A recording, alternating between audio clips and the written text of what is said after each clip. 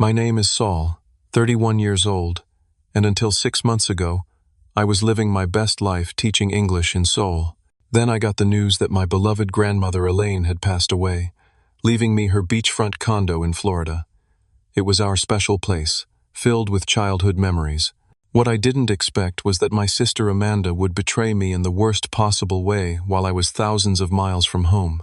Before I tell you how I discovered my sister's betrayal while I was on the other side of the world, let me know where you're watching from in the comments, and subscribe if you want more stories about family betrayals and how justice eventually finds its way. Growing up in a small town outside of Pittsburgh, my childhood was pretty ordinary until my parents divorced when I was 8 years old. That summer, my mother sent my sister Amanda and me to stay with our grandmother Elaine at her condo in Tampa Bay, Florida. It was supposed to be a temporary arrangement, while our parents sorted out their messy divorce. But those 3 months changed my life forever. Grandma Elaine was unlike any adult I had ever known. She woke up at 5 every morning to walk along the beach, collecting seashells and greeting the fishermen heading out for the day. Her condo wasn't fancy, but had the most spectacular view of the Gulf. Floor-to-ceiling windows in the living room showcased sunsets that looked like they were painted just for us. The balcony wrapped around 2 sides of the unit, offering a perfect spot to drink morning coffee or read books in the afternoon breeze. "Saul," she would say, handing me a fishing rod, "the ocean teaches patience better than any classroom." We would spend hours on the public pier, waiting for fish to bite. I wasn't particularly good at fishing, but I treasured those quiet moments with her. She taught me to clean and cook what we caught, instilling in me an appreciation for simple pleasures.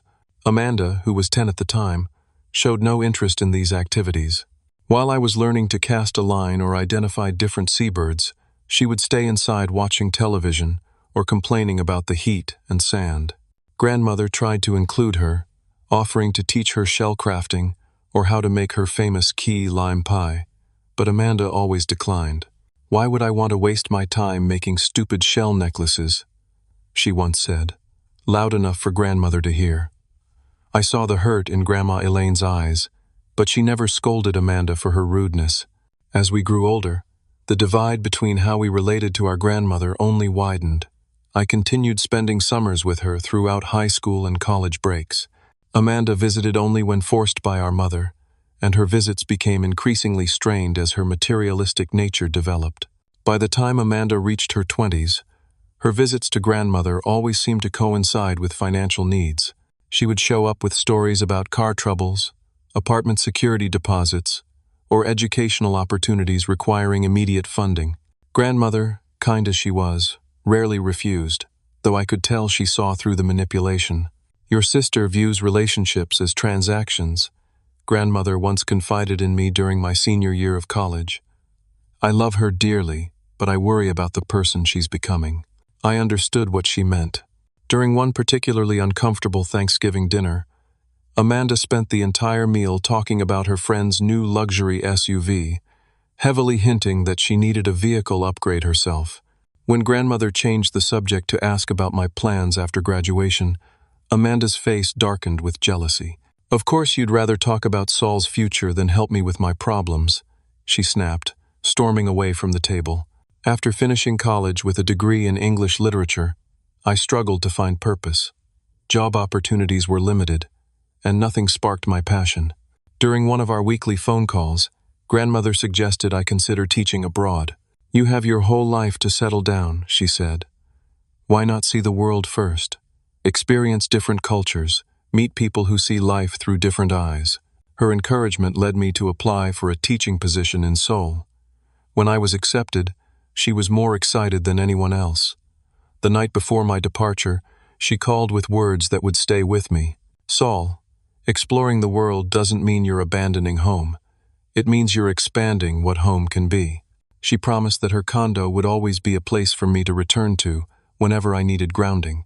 The first year in Seoul transformed me. Teaching English to South Korean business professionals was challenging but rewarding. I made friends from around the world and began to build a life I never imagined possible. Throughout it all, grandmother and I maintained our connection through weekly video calls. During my second year abroad, grandmother's health began to decline. What started as just a persistent cough was diagnosed as stage 4 lung cancer. I immediately offered to come home, but she refused. Amanda lives only 20 minutes away now, she assured me. She's being very helpful, taking me to appointments and helping around the house. Finish your contract, and we'll reassess when you're done. Our video calls continued, though they grew shorter as her energy waned. In each call, she looked thinner, more frail. Amanda occasionally appeared in the background, and while she seemed attentive to grandmother's needs during these brief glimpses, something about her manner felt performative, especially when she noticed I was watching. In what would be our final video call, grandmother seemed especially tired but insisted on showing me the sunset from her balcony. Her hands shook as she positioned the tablet to capture the brilliant oranges and purples stretching across the sky. "Remember, Saul," she said softly, "some things in life are worth more than money. This view has brought me peace for 30 years. No amount in a bank account could replace that." I didn't know then that these would be her last words to me, or how prophetic they would prove to be. The call came at 3 in the morning, Seoul time. I was deep asleep when my phone's persistent ringing finally penetrated my consciousness. Seeing Amanda's name on the screen immediately sent a chill through me. She never called unless absolutely necessary. "Grandmother passed an hour ago," she said without preamble, her voice flat and emotionless. "The funeral is scheduled for Friday.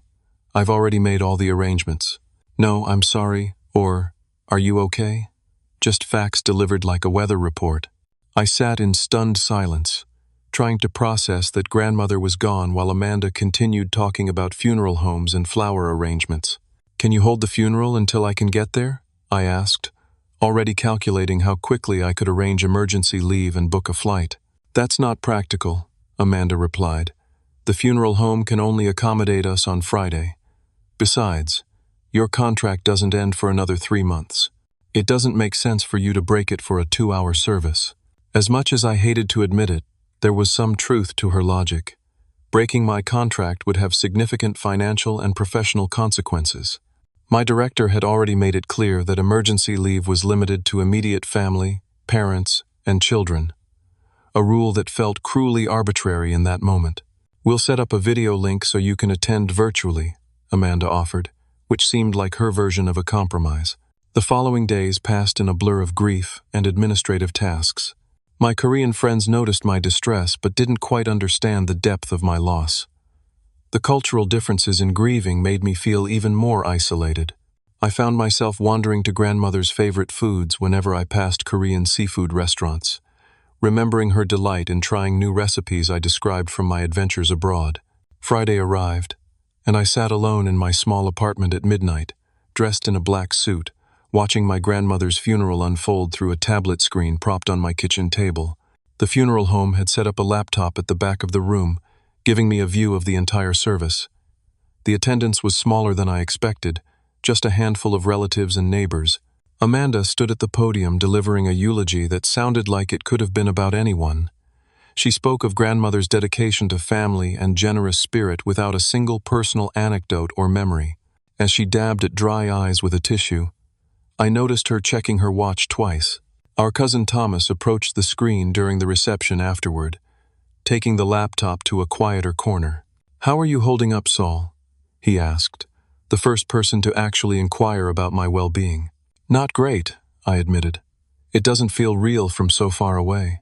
"Listen," Thomas lowered his voice, glancing over his shoulder. "I don't want to add to your stress, but something feels off with Amanda. She's been talking to a real estate agent who's here. Seems inappropriate for a funeral, right?"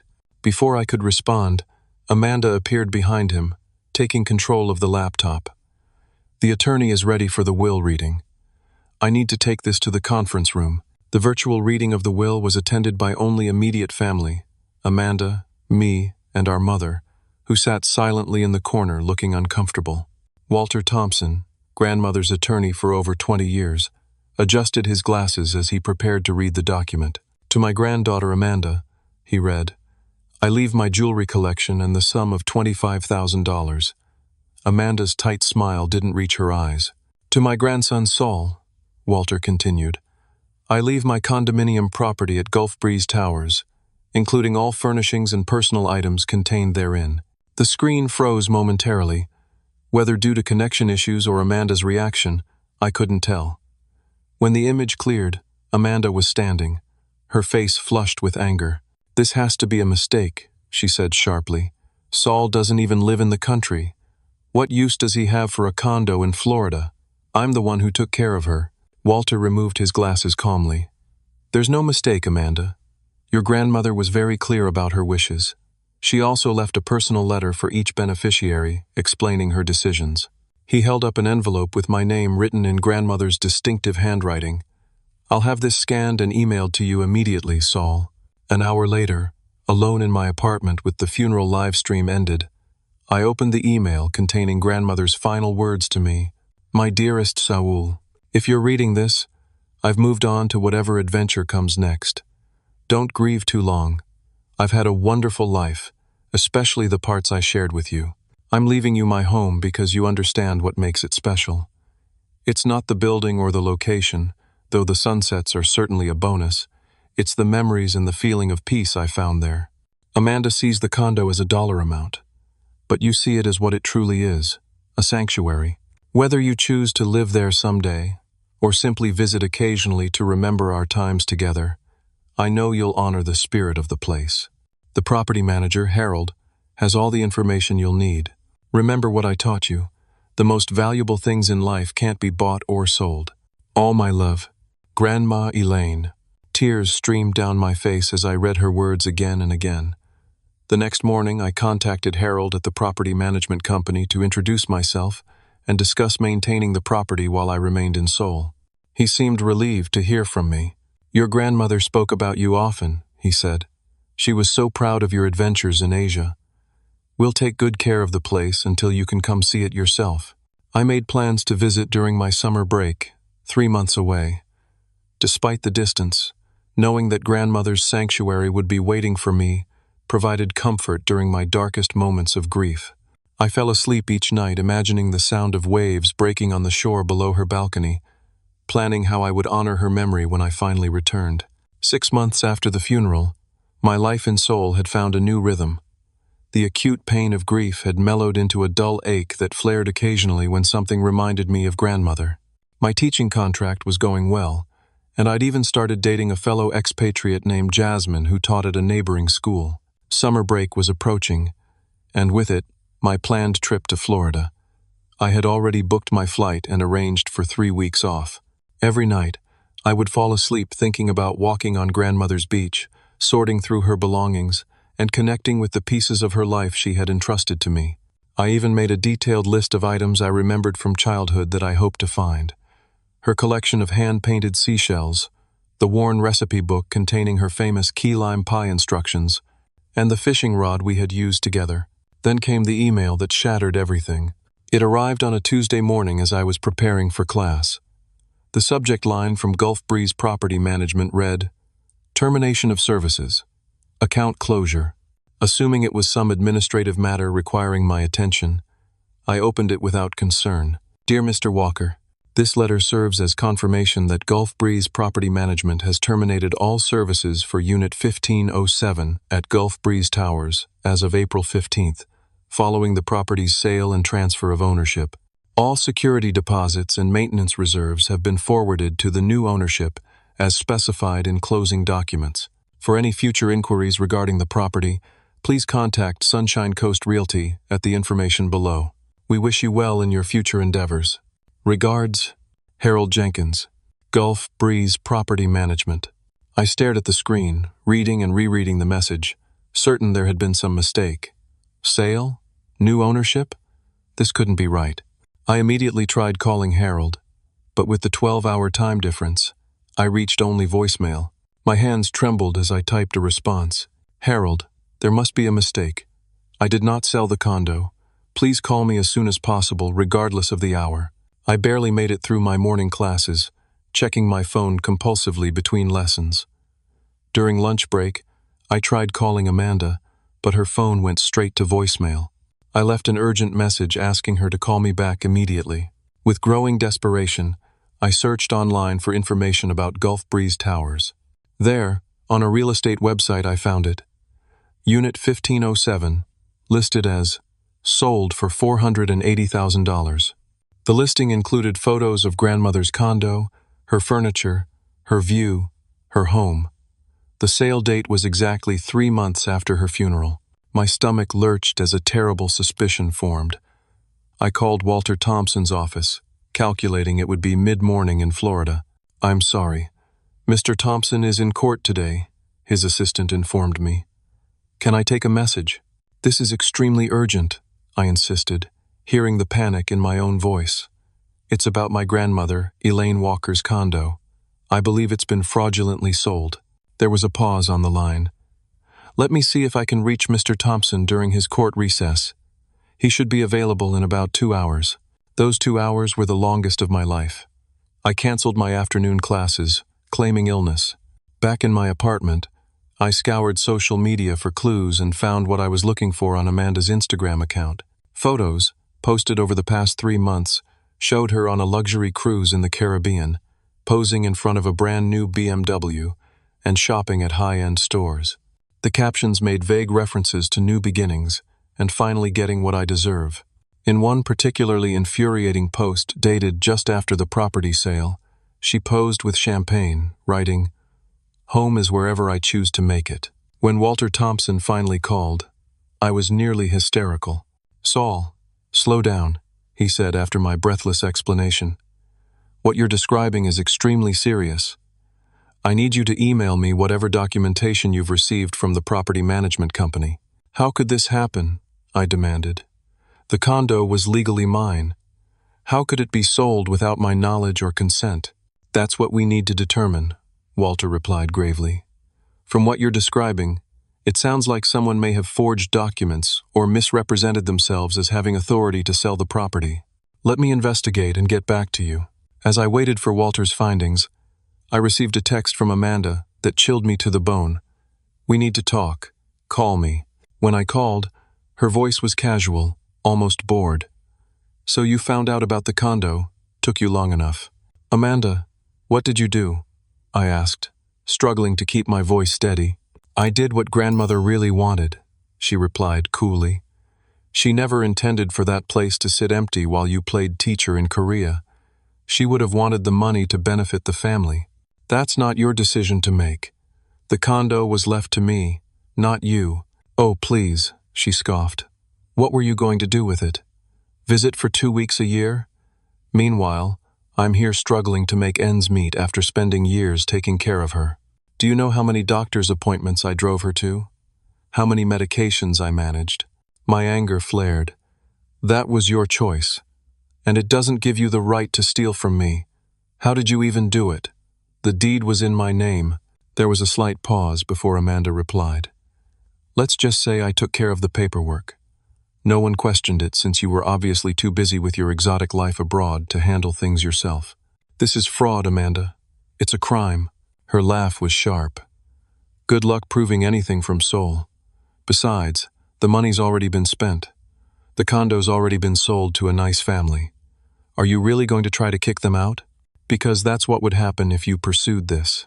You won't get away with this, I promised." "I already have," she replied before hanging up. I sat in stunned silence, the magnitude of her betrayal washing over me. More than the money, it was the loss of grandmother's sanctuary that cut deepest, too. The place where we had shared so many precious moments, the physical connection to her memory. Through tears of rage and grief, I made a promise to myself and to grandmother's memory. This wasn't over. The 16 hours following Amanda's call were a storm of emotions: shock, betrayal, rage, and beneath it all, a profound sense of loss. I hadn't just lost property. I'd lost my final connection to grandmother. Sleep was impossible.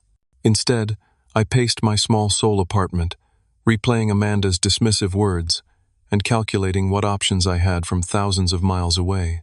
By morning, Walter Thompson had emailed me confirmation of my worst fears. The condo had indeed been sold through what appeared to be fraudulent means. According to county records, he wrote, "The sale was processed using a power of attorney document purportedly signed by you, granting Amanda authority to manage and sell the property on your behalf.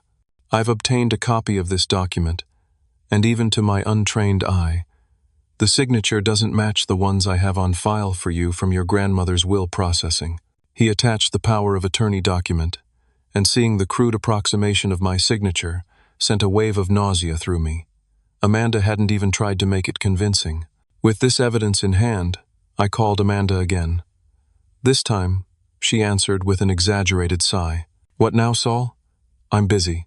"I've seen the forged power of attorney," I said, trying to keep my voice steady. "Walter has a copy too. We both know that's not my signature." There was a brief pause before Amanda replied, her tone shifting from annoyed to defensive. "You're making a big deal out of nothing. Grandmother wanted me to have financial security. She just didn't have the courage to tell you directly." "That's a lie," I countered. "She explicitly stated her wishes in her will and in her letter to me. You had no right to take what she wanted me to have." "What she wanted?" Amanda's voice rose sharply. "How would you know what she wanted? You weren't even here. You were off living your exciting life in Korea, while I was changing her bedpans and driving her to chemotherapy appointments. Where were you when she needed someone physically present?" Her words struck a nerve, triggering the guilt I'd been carrying since grandmother's death. Had I abandoned my responsibility by staying abroad during her final months? Amanda, sensing her advantage, pressed on. "The condo was wasted on you. You weren't going to live there. You weren't going to visit more than once a year. Meanwhile, I'm struggling to pay rent 15 minutes away. How is that fair?" "It's not about fair," I argued. "It's about respecting grandmother's wishes and the law. You committed fraud, Amanda. That's a criminal offense." She laughed, but I detected a note of nervousness beneath the bravado. "Good luck proving anything from halfway around the world. No one's going to take the case of some expatriate teacher seriously, especially against a local resident who was the primary caregiver." "I'll hire a lawyer," I threatened. "With what money?" she shot back. "Teaching English in Seoul hardly makes you rich. Meanwhile, I've got access to funds for the best defense attorney in Tampa if needed. Face it, Saul, you're outmatched. Just move on and forget about the condo." "This isn't just about the condo," I said, my voice breaking despite my efforts to remain composed. "It's about what grandmother wanted. It's about the memories that place holds." "Memories don't pay bills," Amanda replied coldly. "Grow up, Saul. This is the real world. People look out for themselves." "Is that what you told yourself while forging my signature? While betraying your own brother?" "Don't be so dramatic. I did what I had to do." "And what about the money?" I asked. $480,000. Where is it now?" "That's none of your business," she snapped. "But if you must know, I've invested it in my future. Something grandmother would have supported if she wasn't so fixated on playing favorites with you." "I'm going to fight this," I promised. "Whatever it takes." Her voice hardened. "Then you're an even bigger fool than I thought. If you pursue this, I'll make sure everyone knows you abandoned grandmother when she needed you most. How do you think that will play with the extended family? With the courts? Drop this, Saul. For your own good." The threat hung in the air before she ended the call. I stood there, phone still pressed to my ear, as if waiting for more of her venom. When I finally set the phone down, my hands were shaking with a mixture of rage and determination. That night, I barely slept. Nightmares of grandmother's condo being dismantled, her treasured possessions discarded, her sanctuary violated, jolted me awake repeatedly. By morning, the fog of shock had lifted, replaced by crystal clarity. I wouldn't let Amanda erase grandmother's final gift to me. I couldn't bring grandmother back, but I could honor her wishes and hold Amanda accountable for her betrayal. With dawn breaking over Seoul's skyline, I made a decision. This wasn't just about reclaiming property or money.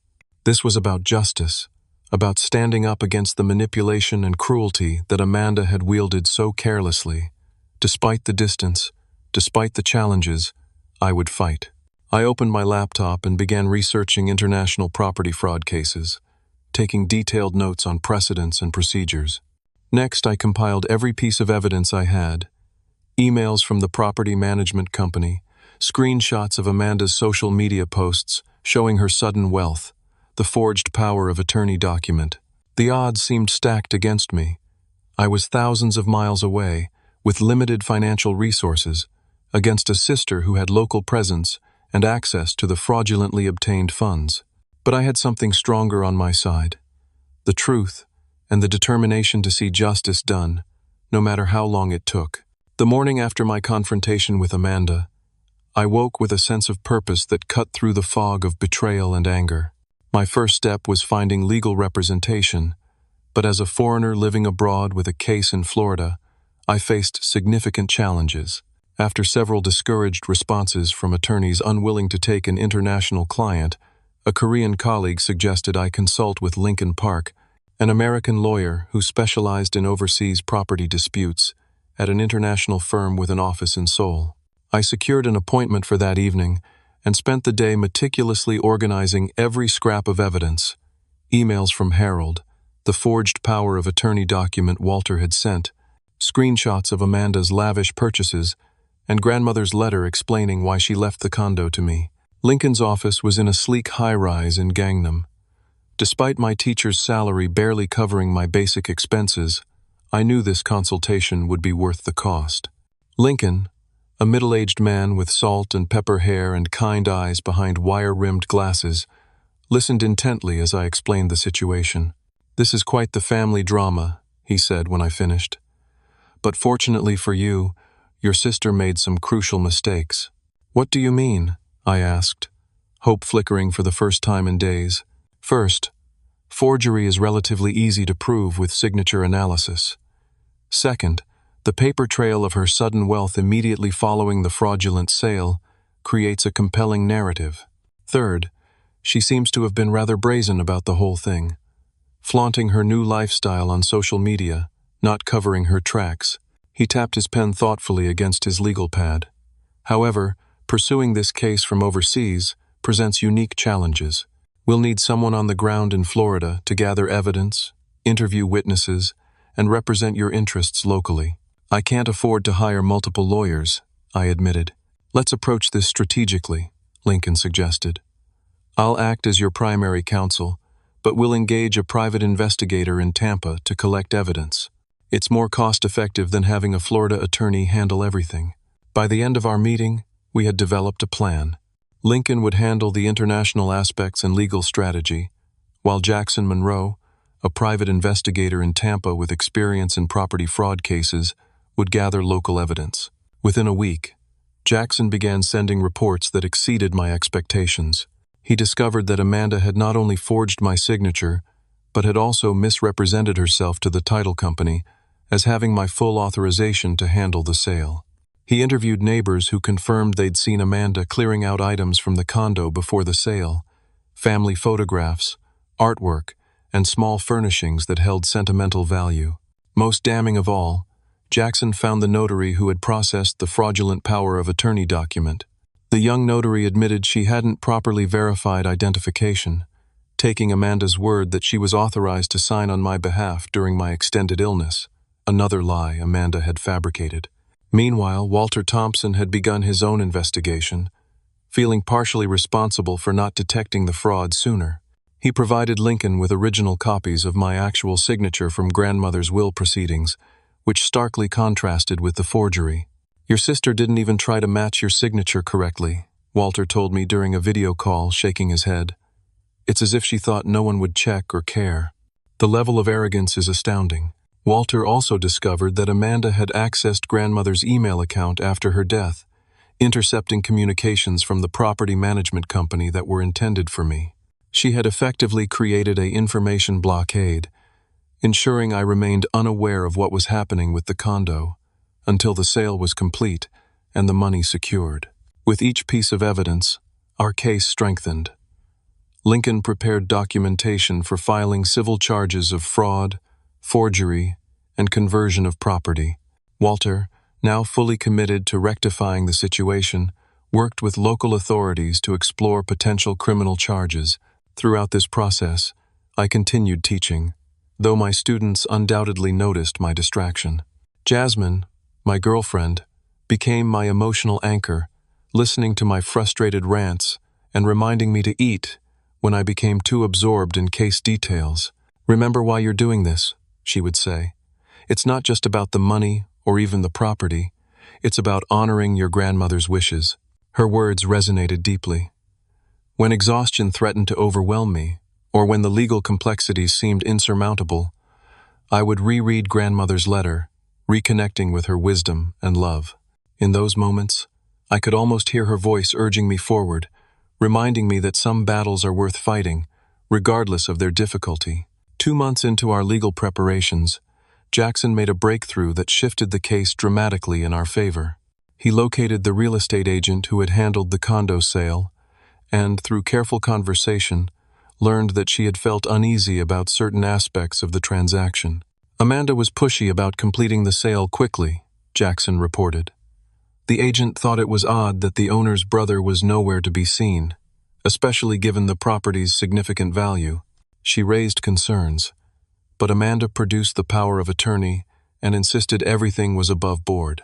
Most significantly, the agent had saved all correspondence with Amanda, including emails where Amanda explicitly claimed to be acting on my behalf with my full knowledge and consent, written evidence of her deliberate misrepresentation. Armed with this growing mountain of evidence, Lincoln filed for a temporary injunction to freeze the proceeds from the condo sale that remained in Amanda's accounts. The Florida court granted our request, citing the substantial and compelling evidence of fraudulent activity.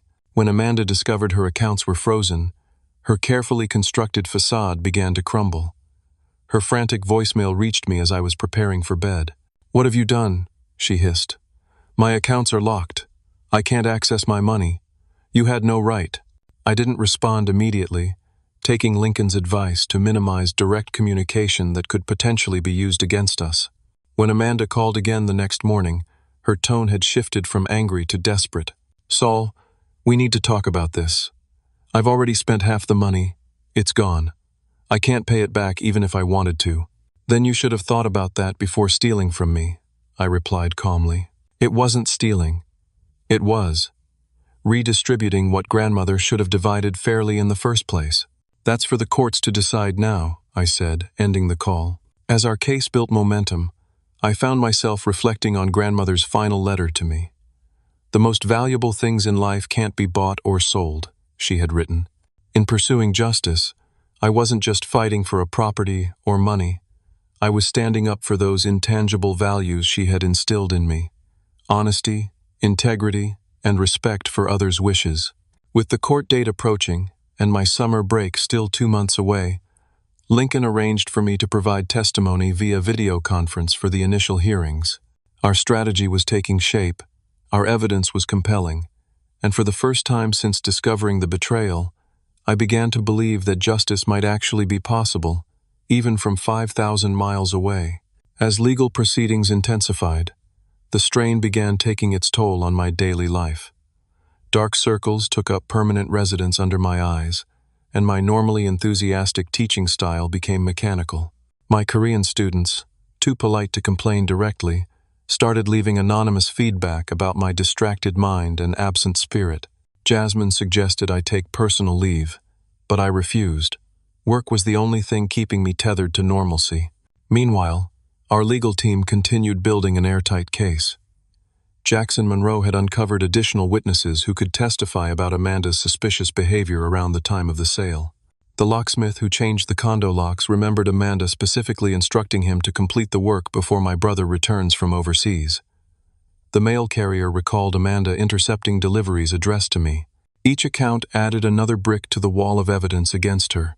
Walter Thompson filed the formal complaint with the Florida court, requesting not only the return of the property, or its monetary equivalent, but additional damages for emotional distress and attorney fees. The court date was set for August 15th, perfectly timed with my summer break, allowing me to appear in person. 3 weeks before I was scheduled to fly to Florida, the temporary injunction freezing Amanda's assets was expanded to include her new vehicle and other major purchases. After the financial forensics team traced the source of funds directly to the condo sale, Amanda's panic reached new heights. Her calls became increasingly erratic, alternating between tearful pleas and vicious threats. I maintained minimal contact, forwarding each voicemail and text to Lincoln as additional evidence of her unstable behavior. "She's realizing the severity of her situation. Lincoln explained during our weekly update. The criminal implications are likely setting in. Forgery and fraud of this magnitude carry potential jail time, not just civil penalties. Then came the call that changed everything. It was Wednesday evening in Seoul, making it early Wednesday morning in Florida. I was grading papers when my phone rang, displaying Amanda's number. Against my better judgment, I answered. "Hello, Amanda." "Hey there, little brother." Her voice was artificially cheerful, almost slurred. I suspected she'd been drinking. "Just wanted to give you a quick update on my fabulous life." "Amanda, I don't think—" "I bought a new car yesterday," she continued, ignoring my interruption. "A Jaguar F-Type. $60,000. Drives like a dream." My stomach clenched. "The court froze your assets. How did you purchase a car?" She laughed, the sound brittle and hollow. "I have my ways. Not all the money was in those accounts, you know. I'm smarter than you think. This isn't a game, Amanda. You're making things worse for yourself." "Oh, please. Nothing's going to happen to me. You know why? Because you're all talk. You're 5,000 miles away playing teacher while I'm here, enjoying the money that should have been mine all along." Something in her smug certainty ignited a cold anger in me. For months, I'd been restraining myself, following Lincoln's advice to remain professional and detached. But hearing her boast about continuing to spend what she had stolen, it was too much. "Let me tell you exactly what's happening, Amanda," I said, my voice steady. "Jackson Monroe has been building a case against you for the past 3 months. He's interviewed 12 witnesses who can testify to your fraudulent activities." "Who the hell is Jackson Monroe?" The confidence in her voice wavered slightly. "A private investigator who's been documenting your every move since April. He has statements from the notary who admits she didn't properly verify identity before notarizing the forged power of attorney. He has emails from the real estate agent where you explicitly claim to be acting with my full knowledge and consent." Silence on the line. I continued. "Walter has signature experts ready to testify that the power of attorney document contains a forgery that doesn't even closely resemble my actual signature.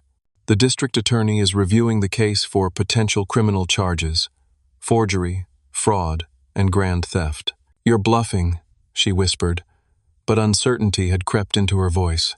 "The locksmith you hired remembers you specifically mentioning the need to change locks before my brother returns from overseas. Your social media posts showing purchases immediately after the sale have been archived as evidence of motive and consciousness of guilt. The prosecutor thinks it's an exceptionally clear-cut case." The sound of Amanda's breathing grew heavier. "Tomorrow morning, your new Jaguar will be added to the asset freeze. Any attempt to hide or transfer additional funds will add money laundering to the charges.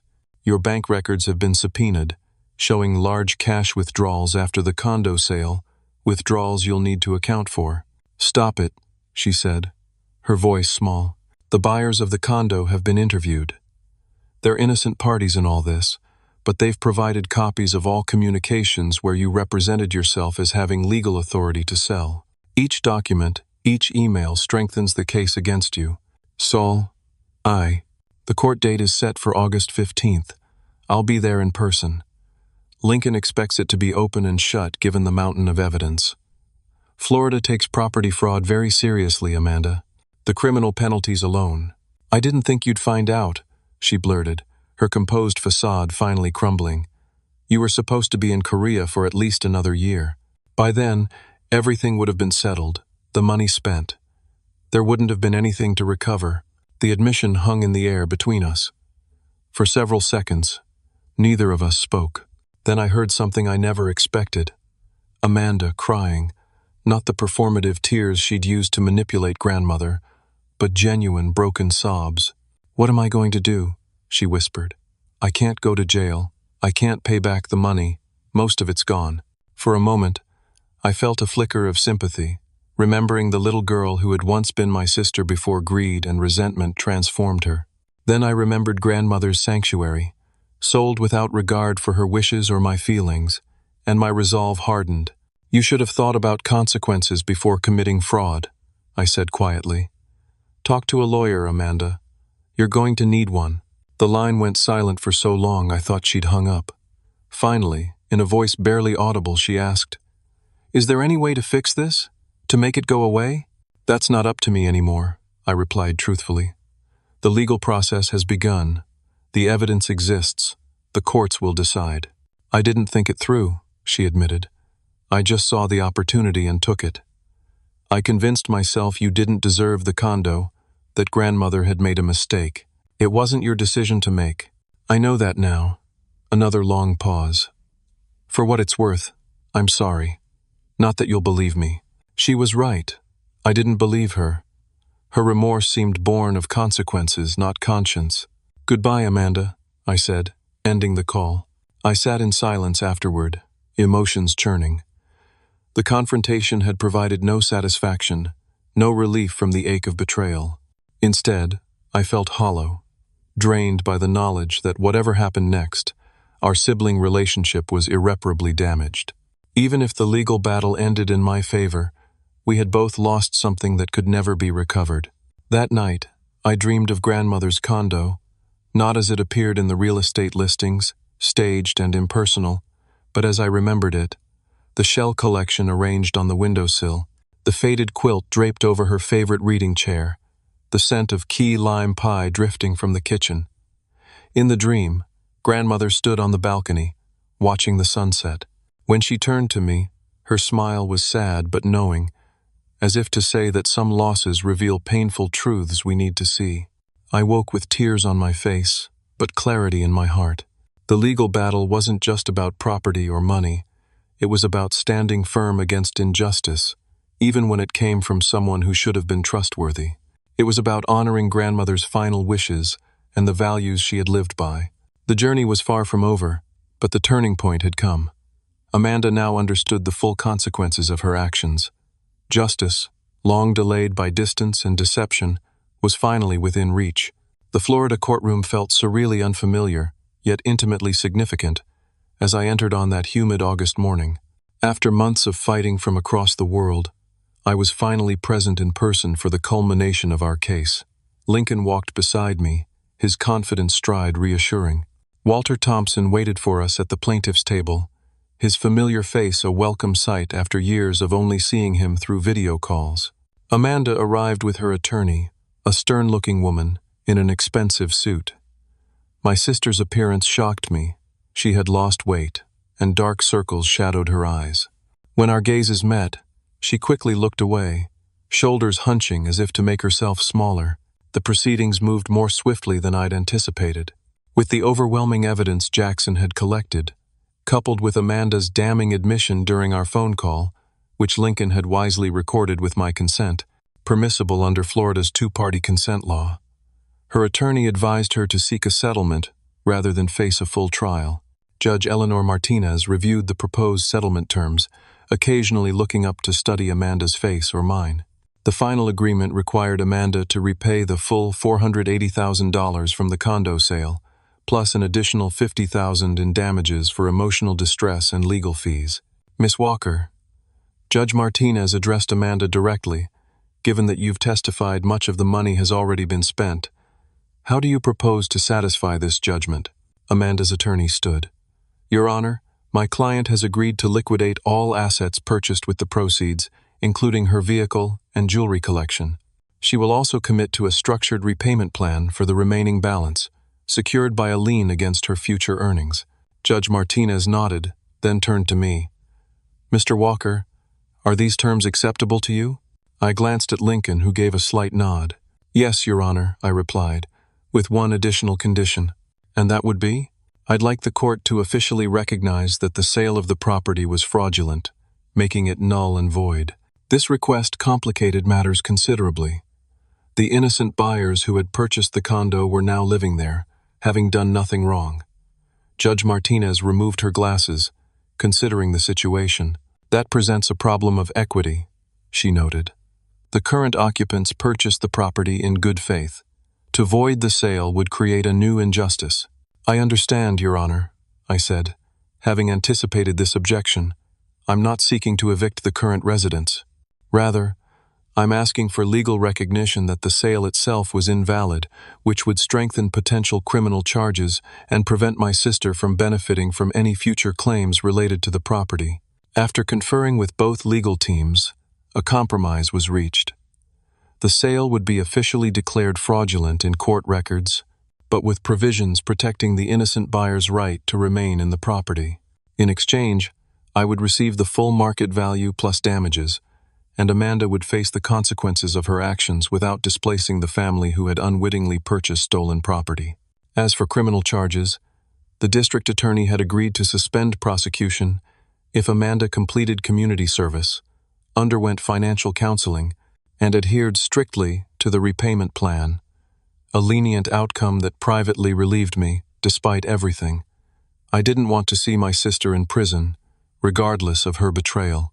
When the gavel fell, finalizing the judgment, I expected to feel triumphant. Instead, a complex mixture of emotions washed over me. Relief that justice had been served, sadness for what our family relationship had become, and a lingering sense of loss for grandmother's sanctuary that could never truly be replaced. Amanda approached me as we exited the courtroom, her attorney hovering protectively nearby. "I know you probably hate me," she began, her voice barely audible. "I don't hate you, Amanda," I replied honestly. "I'm disappointed and hurt, but hate requires energy I'm not willing to spend anymore." She nodded, eyes downcast. "I didn't think about what the condo meant to you. I only saw dollar signs. That's why grandmother left it to me in the first place," I said. "She knew I valued the memories more than the money. She was right about both of us." Amanda's admission surprised me with its self-awareness. "I'm going to pay back every cent, Saul. It will take time, but I'll do it." "I believe you," I said, though I wasn't entirely sure I did. "And the things I took from the condo before selling it, grandmother's recipe book, the shell collection, some photo albums, they're in storage. They're yours. I'll have them delivered to Walter's office." This unexpected gesture touched me more deeply than I could express. Those irreplaceable items contained the essence of my memories with grandmother, something no monetary settlement could restore. "Thank you," I managed, my throat tight with emotion. With the legal battle resolved, I spent my remaining time in Florida, collecting grandmother's personal effects from storage and visiting her favorite places, the pier where we'd fished, the beach where we'd collected shells, the small cafe where she'd introduced me to key lime pie. At each location, I felt her presence, not as a ghost, but as the accumulated wisdom and love she had poured into our relationship. Before returning to Seoul, I made one final visit to the condo, having arranged this with the new owners through Walter. Standing on the familiar balcony, watching the sunset paint the gulf in shades of orange and purple, I remembered grandmother's words. "Some things in life are worth more than money." She had been right. The view remained breathtaking, but what made it truly valuable were the memories attached to it, memories I carried within me, regardless of who owned the physical space. Back in Seoul, I resumed teaching with renewed focus. The settlement money remained largely untouched in an investment account, except for a portion I used to establish a small scholarship in grandmother's name at the local community college, where she had taken painting classes in her retirement years. In the months that followed, Amanda stayed true to her word, making regular payments according to the settlement terms. Our communication remained minimal but civil, neither of us ready for reconciliation, but both acknowledging that the worst was behind us. The experience had changed me. I became more assertive in standing up for what was right, more aware of the importance of clear documentation, and paradoxically, more appreciative of the intangible legacies that can't be stolen or sold. Grandmother had given me far more than a condo. She had given me values, memories, and eventually, the strength to defend them. During my last video call with Walter to finalize some paperwork, he shared a thought that stayed with me. "Your grandmother would be proud of how you handled this, Saul," he said. "Not just the legal victory, but the way you remained principled throughout. You fought for justice without seeking vengeance." His words affirmed what I had come to realize. In honoring grandmother's wishes, I had also honored the person she had raised me to be. 1 year after the court case, I received an unexpected package from Amanda. Inside was grandmother's worn fishing rod, the one we had used together on the pier so many times, along with a simple note. "Found this in my attic. Thought you should have it. A. I displayed the rod prominently in my Seoul apartment, a tangible reminder that even in the aftermath of betrayal, healing remains possible. Not all relationships can or should be restored to what they once were, but with time and effort, new understandings can emerge from broken trust. Grandmother's final gift wasn't just the condo or its monetary value. It was the lesson that standing up for what's right, even against family, is sometimes the most loving choice we can make. That true inheritance isn't measured in property or possessions, but in the values we choose to embody and the memories we choose to honor. What would you have done in my situation?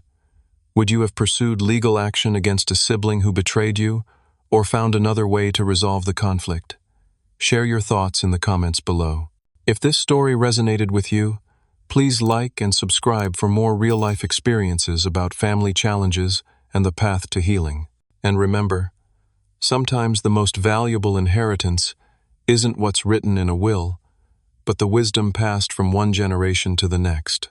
Thank you for listening to my story, and may you find strength in your own family journeys.